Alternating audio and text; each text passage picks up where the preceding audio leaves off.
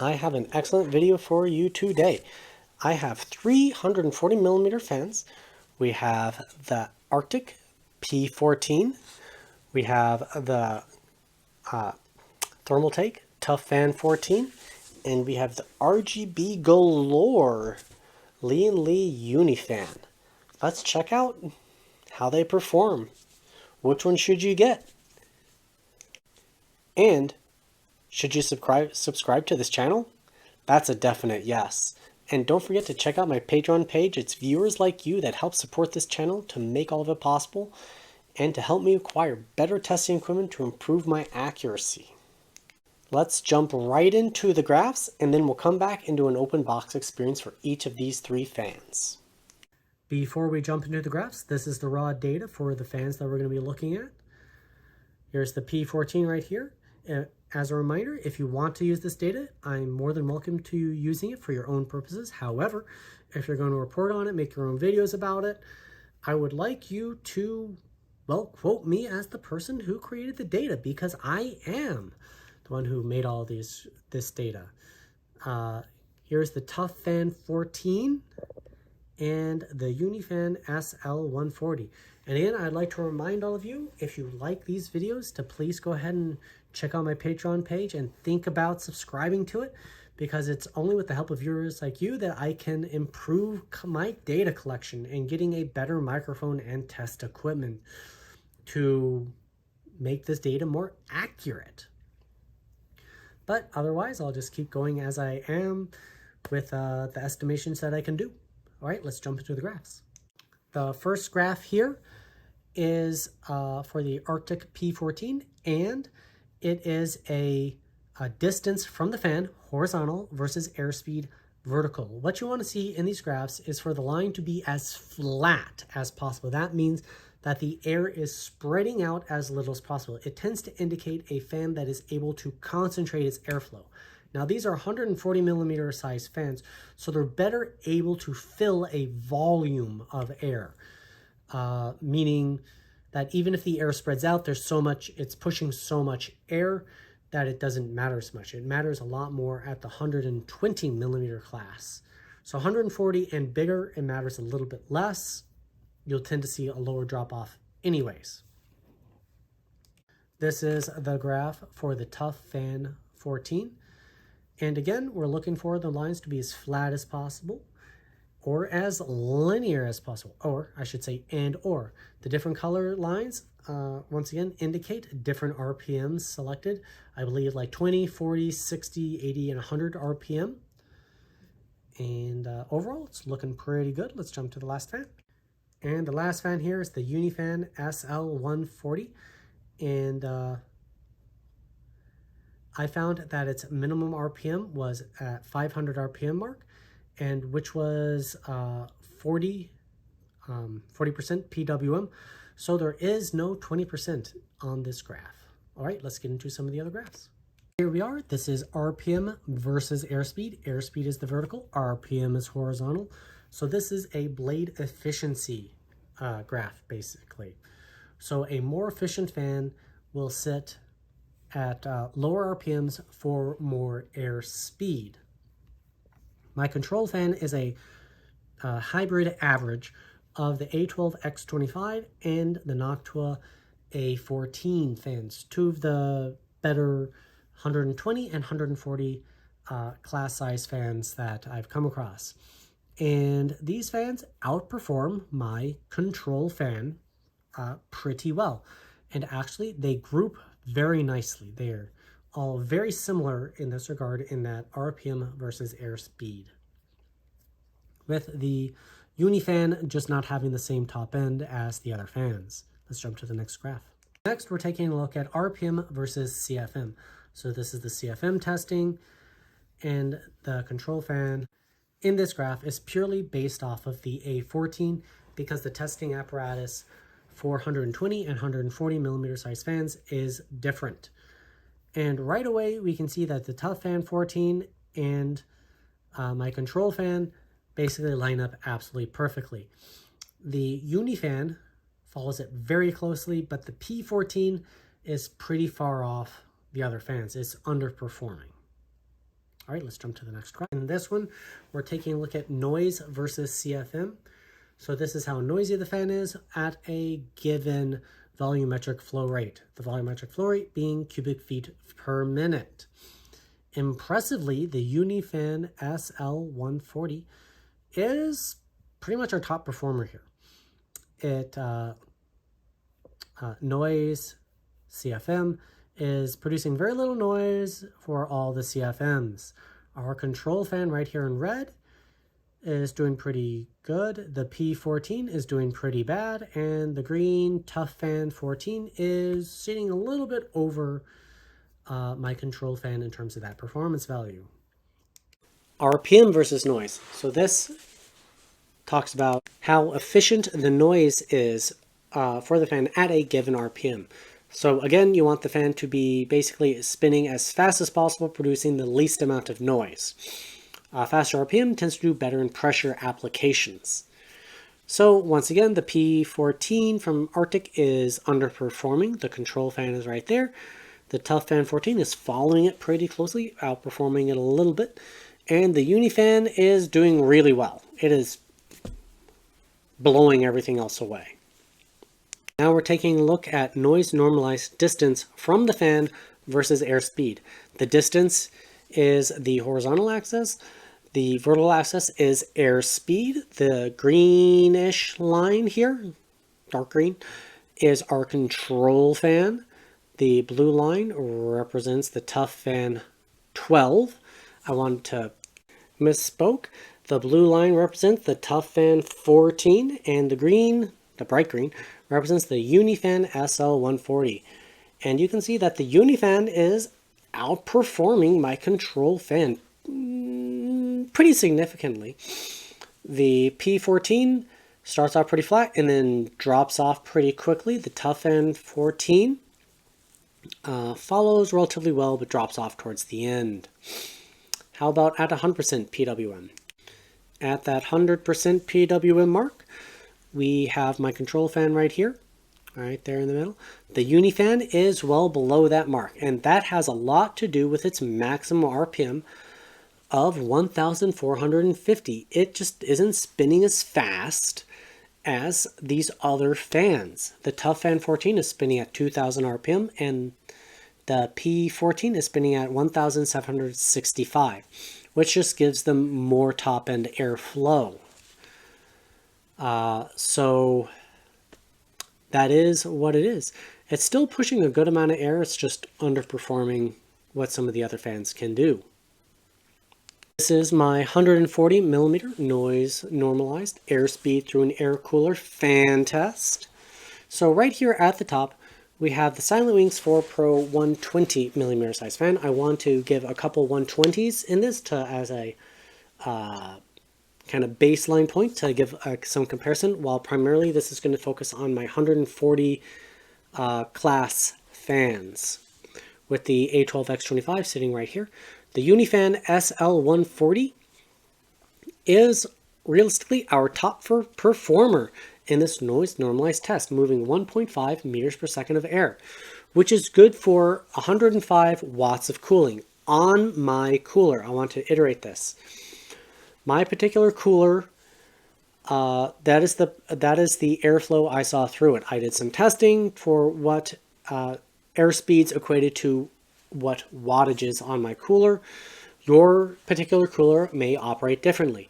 If you have one of these fans on my graph in your air cooler, so let's say the silent or the what's a good one, Arctic P12, I don't know, and you slapped the Unifan SL140, you can expect an improvement in performance at this noise normalized value. But don't take the wattages that I have listed at the bottom as verbatim, the wattage that you're going to see on your particular CPU. It's just a general ballpark, and every cooler is a little bit different, but the higher airflow should improve your performance. Okay, all that said, here is one of the stock fans from the Torrent PC case, the X2G P14. moving 1 meter per second of air. The ToughFan 14 at 0.8 meters per second of air. And the Arctic P14 moving 0.6. Overall, not too impressive values that are shifted towards the bottom. How do they do at 100% PWM? Well, let's take a look. This one, I've added my two top performers, 3000 RPM, 120 millimeter size fans. Here's another 120, and the Silent Wings 4 Pro 140 millimeter size fan.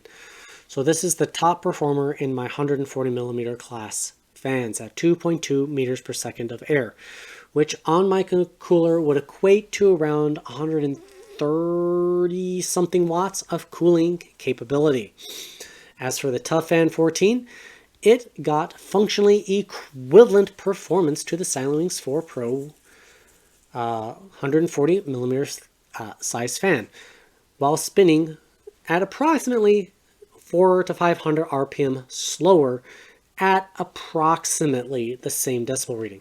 I got it to be a little bit lower, but because of error in my testing capability, they're functionally equivalent. The Arctic P14 moved 1.9 meters per second of air, which is good for just shy of 120 watts of cooling on my air cooler, with a noise level of 50 decibels. Basically, I say 50 decibels, 67 decibels. So its performance rating is the same as the Noctua A12X25, but is significantly noisier. Matter of fact, it is the noisiest 140 millimeter size fan I've taken a look at thus far. As we look down to the Unifan SL140, it is basically the bottom of my graph. The only one that is worse than it is the Noctua A15. That spins at a slower RPM and produces, ironically, more noise. But the SL140 produced 43 decibels of noise, moving 1.7 meters per second of air. Moving right along, here we have 140 millimeter class fans and a noise normalized distance versus airspeed. So distance again horizontal, airspeed vertical. Our top performer, Silent Wings 4 120 class fan. This is the Unifan SL140. Performing really quite well. This green one represents the stock fan in the Torrent, also performing pretty well until you get towards the end of the case. One of the best performers here is the Silent Wings 4 Pro 140 millimeter class fan, especially as you get further down the case. It just stops, it maintains its airflow significantly better than many of the other fans. Right here, this sort of yellowish line is the P14, pretty much underperforming significantly. Now highlighted is the ToughFan 14, and it basically sits middle of the road. It's not anything particularly special, it's just sort of middle and mundane, which isn't necessarily a bad thing, but it's middle of the road. Up to 100% PWM, well, we see the A14 PPC from Noctua jump way up. It just outperforms everything else, but it also is running at 65 decibels and nearly 3000 RPM. Arctic P14, now highlighted, only spinning at 1765 RPM, produced nearly the same noise level, actually more noise. It was 67 decibels, making it quite possibly the worst case fan in this roundup because of its noise value. In terms of its raw performance, it's basically sitting in the middle of the road, middle of the pack, but its noise is just so much worse than anything else around it. The ToughFan 14 is sitting right here towards the top of the pack because it pushes a good amount of air. Last but certainly not least, although it is towards the bottom, is the Unifan SL140, and once again its value is shifted way towards the bottom because it's just not spinning very fast. But do you need your case fan to run at 100% RPM? Most likely not. So I think it would be sufficient based on our noise normalized values. Taking a look at these 140mm class fans and noise normalized airspeed at the 9-inch distance mark. The Silentwings 120, again I have a couple 120mm class fans in here. The Noctua A12X25 sitting at the top of the graph at 1.6 and 1.5 meters per second of airflow respectively. The Unifan SL140 moved 1.5 meters per second of airflow, functionally equivalent to the stock fan in the Torrent PC case, the X2G P14. The ToughFan 14 is significantly slower, moving 1.3 meters per second of air, but still not a bad result. But that's pretty much middle of the road.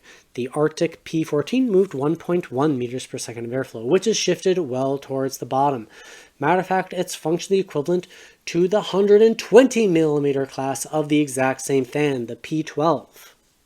Letting the fans open up to 100% PWM, things start to space out quite a bit more. The Noctua A14 3000 PPC is at the top of the graph, moving 4.5 meters per second of air. The Silentwings 4 Pro 140 moving 3.3 at the top of the graph. The ToughFan 14 moved 2.9 meters per second of air. So it moved quite a lot of air, actually right towards the top of the graph. The X2G P14 sitting just below that. The Arctic P14 sitting next in line, moving 2.4 meters per second of air, but again at 67 decibels. Very noisy. The Unifan SL140 is once again sitting at the bottom of our graph because it's how much airflow do you actually need through your case. If you need a lot, this fan is not for you. But if you don't need a lot, it may be fantastic. And of course, if you're looking for RGB lighting, the Unifan SL140 is the only one in this roundup for you. All right, let's jump to the next graph. Taking a look at noise normalized CFM. The Unifan SL140, once again, is at the top of the graph. I think we're starting to see a trend here. The ToughFan 14 sitting kind of in the middle, and the Arctic P14 sitting at the very bottom. The exact same trend continues as we're taking a look at the 100% PWM mark, where the 3000 RPM fans and higher RPM fans sit at the top of these graphs. Matter of fact, an interesting result here, though, is the Silentwings 4 Pro is outperformed by the ToughFan 14, despite the Silentwings 4 Pro higher RPM by 500. But they have functionally equivalent decibel readings. But the ToughFan 14 achieved 137 cubic feet per minute of airflow. The Unifan SL140 achieved 97, and the Arctic P14 achieved 94. These are pretty interesting results considering all these fans are running at 100% PWM speeds. Arctic P14, 100% PWM.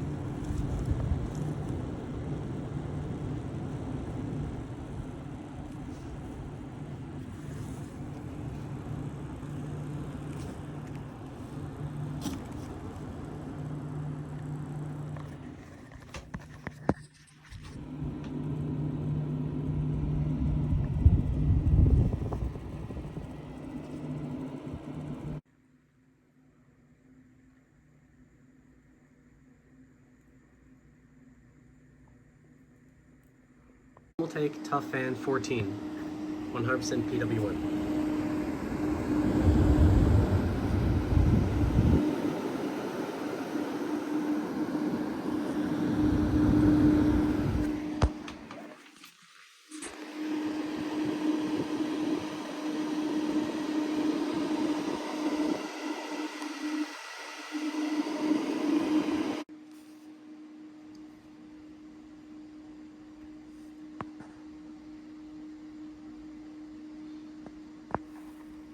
That peak is Wind Buffet. Lian-li Unifan SL140.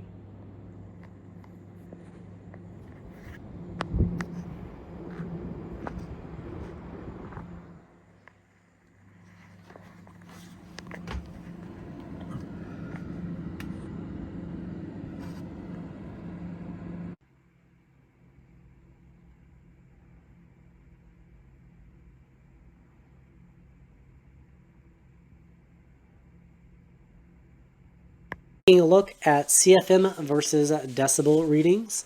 So CFM is vertical, decibel readings are horizontal, and you want them to be more better in this direction. So the very best over here is the Unifan SL140. It doesn't have the same top end performance, but where it ends, it just does absolutely fantastic in my testing. The P14 also performed very well.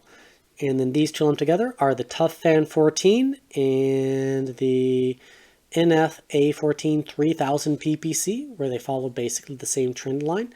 Our bottom performer here is the Arctic P14.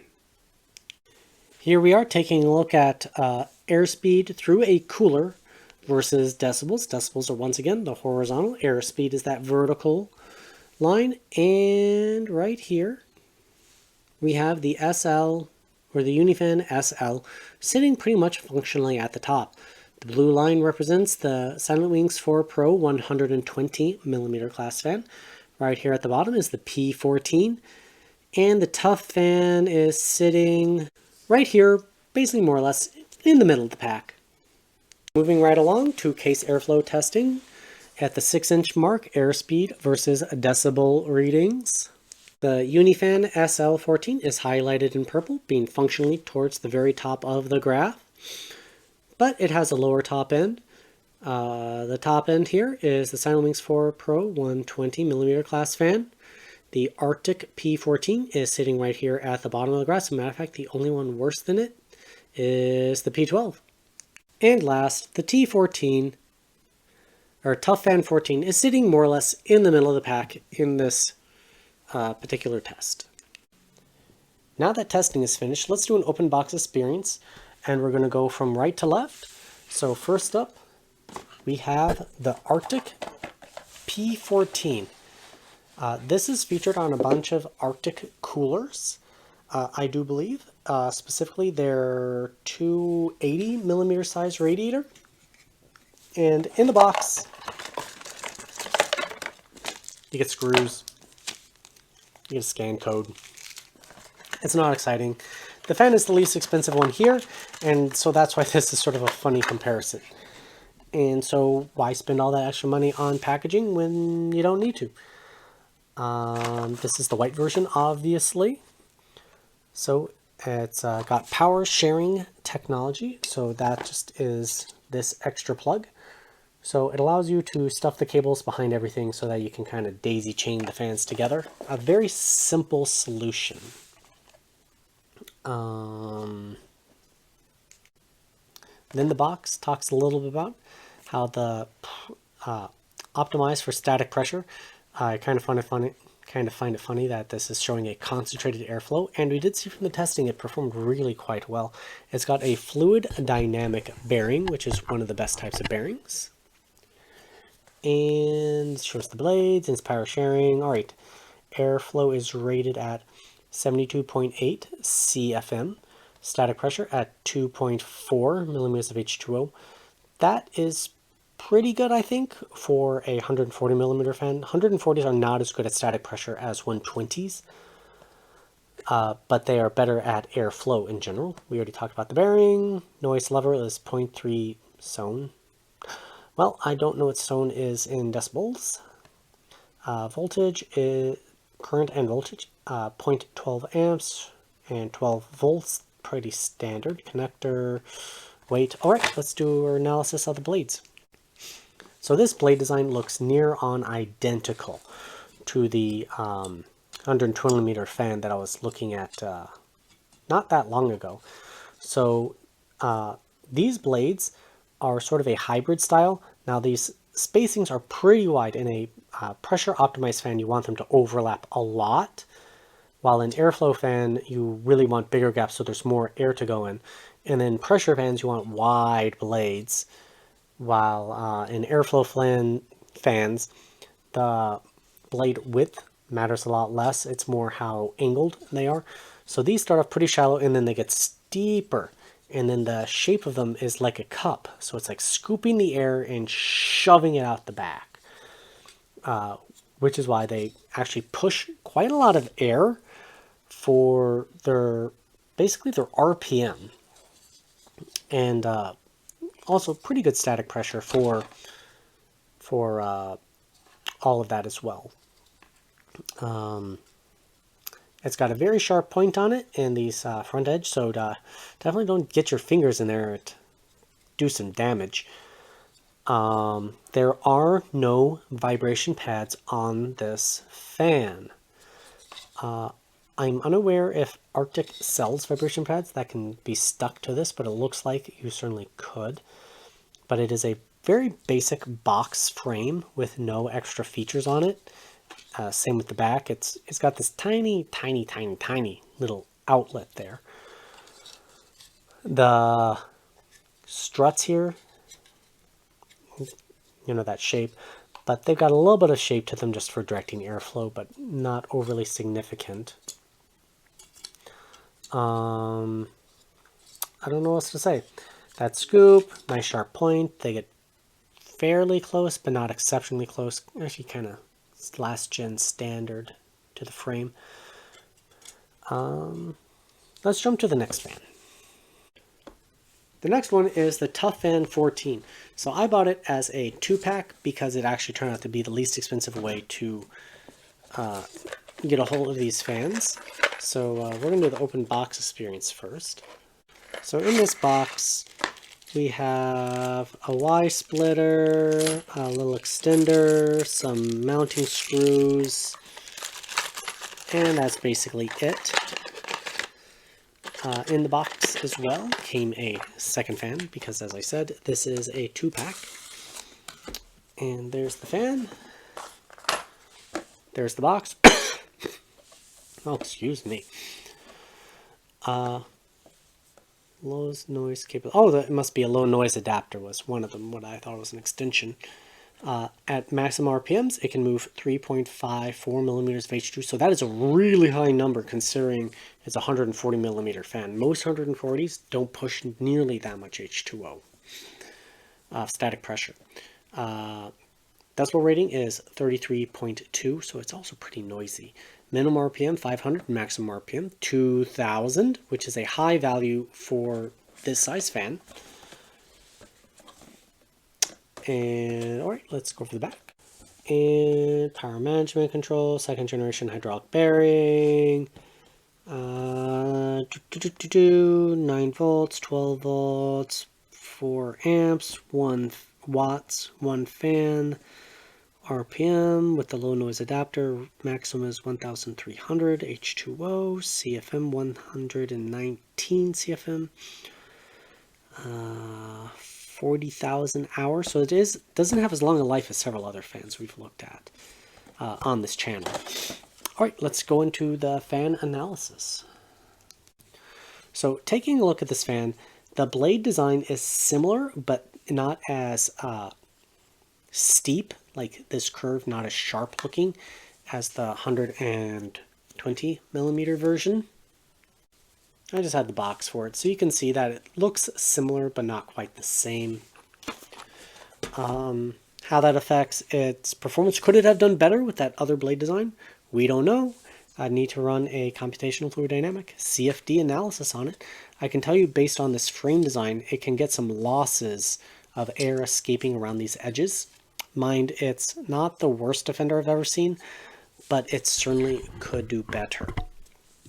The central hub looks very similar to what you see on the 120 millimeter version. The blade material feels near identical. It's a very basic frame though. It's just a straight shot through, no outlet features, no inlet features.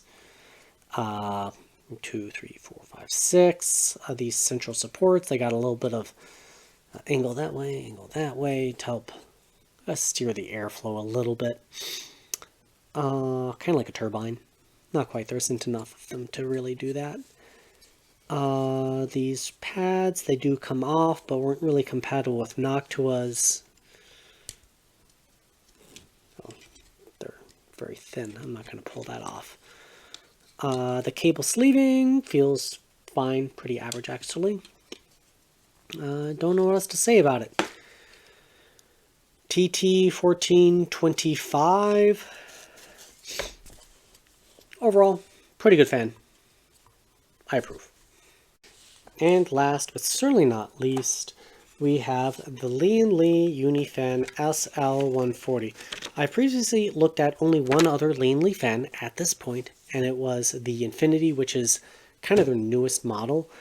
This is probably one of their original ones. It's got the RGB around the edge, nothing in the fan blade, and no infinity mirror.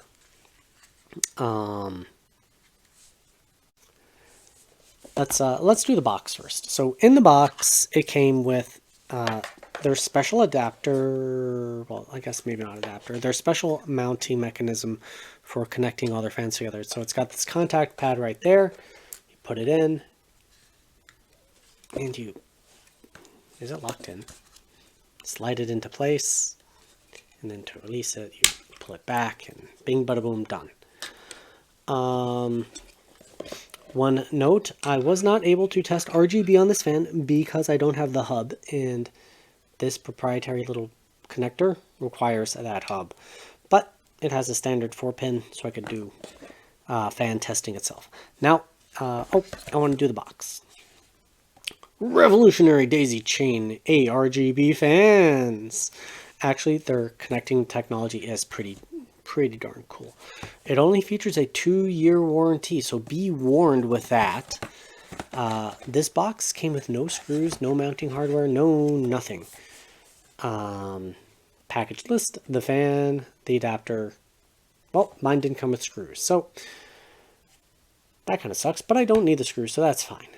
Fluid dynamic bearing, 12 volt, 500 to 1500. I noticed some oddities with the fan RPMs. We'll see it on the graphs, or we saw it on the graphs. Airflow is 70.5 CFM.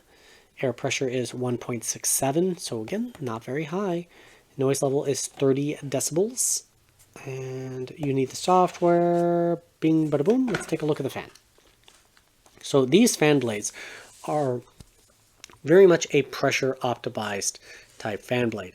They are wide. They've got a fairly good amount of overlap. What else? The central hub is pretty small. I mean, they are very pretty looking fans. I mean, this is going to be RGB around the top and the sides, and you got it even on the other side. Nothing in the middle. The inlet for it, it's got a little bit of a scoop leading the air right into the fan blades as they will then spin. The blades themselves are, I'm going to say, very basic. They have no special features, no special really anything about them. The support struts, flat on this side, got an angle on that side. Pretty standard actually from most of the fans I've been reviewing now. You can start picking up trends. Let's see. So with this design, you do need to be aware how you're going to be connecting these fans, what's going to be the front, what's going to be the back, and that sort of thing. That's actually metal. That's not just a sticker.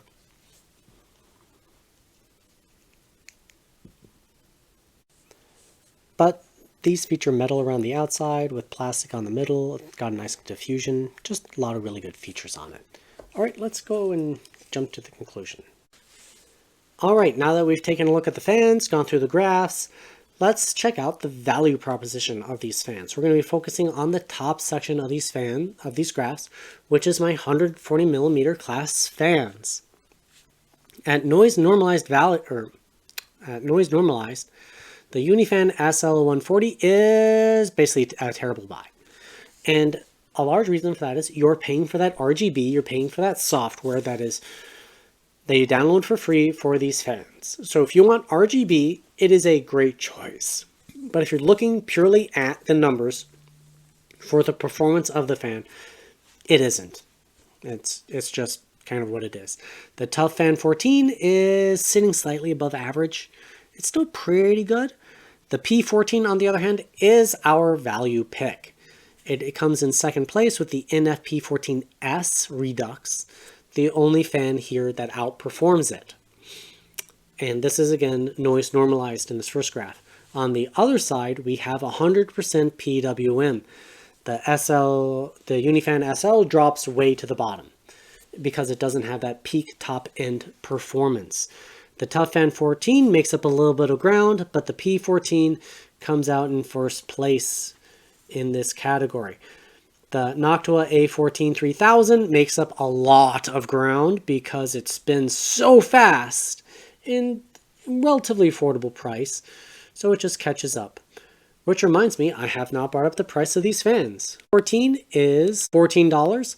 The ToughFan 14 is $30, and the Unifan is $59 at the time of writing and, well, filming of this video. So where was it? Oh, the A14, a great performer because it can spin so fast. The P14S Redux is still a great option at this price point, with the P14S being a price of $17. Let's move up to the 9-inch mark. 9 inches in the case airflow test. The top performer in the 140 millimeter class is still the P14. The SL140 still sits where it is, and the ToughFan 14 is still basically middle of the road. The P14S is still that number 2 position. Looking once again at that 100% PWM, the ToughFan 14 makes up a lot of ground, becoming a more middle of the road, or higher middle of the road. The Silentwings 4 Pro sits up there, the P14S, A14, and the A14 3000 is the number 2 position because it can just push so much air because its RPM is so high. If you're looking at other fans, you can look down here in the 120 millimeter class fans for even better value. I don't know if I brought it up yet, but 140 millimeter fans, so 1-to-1, so one 120 versus one 140, a 140 is better. Two 120s versus one 140, two 120s are better. Two 120s, two 140s, two 140s are better. Three 120s, two 140s. Three 120s are technically better, but they're functionally equivalent at that point. So it just depends on what look in the front of your case you prefer. Moving on to that value proposition of CFM per dollar. Noise normalized, 100% PWM. And the SL140 actually isn't terrible in this remark, but it is shifted still towards the bottom. The P14S is number 1 position on this. The P14S Redux from Noctua versus the P14 from Arctic is in that number 2 position. The 3000 RPM A14 is sitting pretty well. The regular A14 is sitting pretty well. Once we're looking at 100% PWM, the P14S is still number 1 position. The A14 3000 RPM is functionally equivalent to the P14 from Arctic. And the ToughFan 14 is sitting well above average, while the Unifan SL is, well, once again, pretty terrible in this value proposition. Taking a look at these fans as their performance per dollar through a air cooler. Once again, noise normalized, 100% PWM. The P14S is our absolute top performer in this value proposition. The P14 is doing pretty well. The A14 is doing very well as well. 3000, pretty good. Okay, going on to 100% PWM, which matters quite a bit more at for an air cooler. Thus, 100% mark, I think this is, in my opinion, where it matters. And the P14 from Arctic is the top performer per dollar here. But the P14S is still very good value. The A14 3000, once again, very good value. The ToughFan, kind of middle of the road-ish. But the SL140, absolutely terrible. So I want to reiterate something for this set of graphs. This is performance per dollar, not raw performance. So in a cooler, my opinion is you want absolute raw top performance, not performance per dollar. But if you're on a budget, this is a good way to narrow down your options to something that you personally can afford or are willing to spend your hard-earned money on. All that said, let's go on to the conclusion section. All right, conclusion time. So conclusion time. The P14 sits below my control fan on the bad side. It's not terrible, it's just not a great performer. At 100% PWM, it's on the better side of fans, but it is noisy. Value, it's one of the best. It is a great value proposition in the 140 millimeter, actually any category, but the 140 millimeter category in particular. The ToughFan 14 noise normalized is one of the best fans, hands down. I highly recommend this if you're looking for a top performance fan that doesn't make a lot of noise. At 100% PWM, it's also one of the best of the fans that is sub 3000 RPM. Once you're looking at those kind of RPMs, it's a little bit outclassed, but it still ranks good enough in all categories. The value, it's pretty much middle of the road. It's not great, it's not bad. So probably wouldn't buy a bunch of these to fill out your case, but if you only needed to buy a few, can't go wrong. And last but certainly not least is the lian-li SL140. Noise normalized was excellent. It was the top of my charts in performance, which was really surprising. I actually ran the tests like 3 times. It just consistently ran very quietly.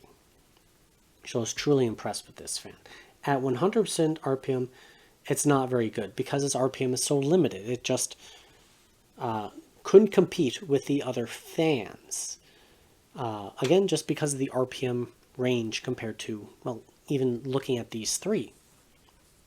And its value proposition is downright terrible. It is a $55-ish fan for its peak performance being so low. But if you're buying this fan, you're buying it for the RGB. So you already know who you are when you're buying this fan. So comparing an RGB fan to non-RGB fans isn't completely fair, but looking at it purely from a value perspective, it's just not that good. Like I just said, it's you're paying for the RGB. Well, that wraps up the conclusion. I hope you enjoyed this video looking at essentially 3 random 140 millimeter fans I decided to group together, and we saw how they compared against my lot of other fans. If you like this video, please subscribe for more. I've got a bunch more fans I would like to test in the future. Please think about subscribing to my Patreon page. It really would help me acquire higher quality microphone for better noise testing and, well, anything like that. But short of that, if you have any fans that you'd like me to test in the future, please go ahead and give me their names in the video description down below, and I'll go ahead and try to check them out. Anyways, thank you very much. Have a great day.